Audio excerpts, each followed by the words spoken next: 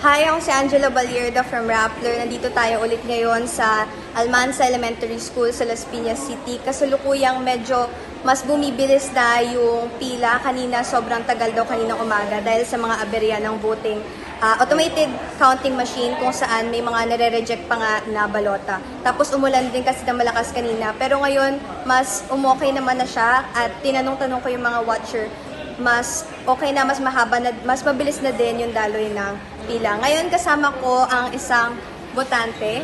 Ano po pangalan niyo? My name is JP Alvarez po. Kamusta naman yung voting experience mo ngayon?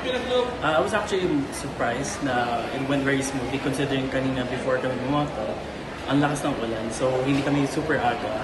And around 4 o'clock kami. And right now it's around 4:30 na and yeah, it went pretty smoothly compared to last time. Mas matagal ba last time? Mas mabilis talaga ngayon? Yeah.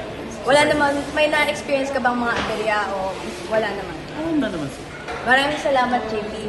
Yun lamang po, this is Angela Balierda here in Las Piñas City reporting for Rappler.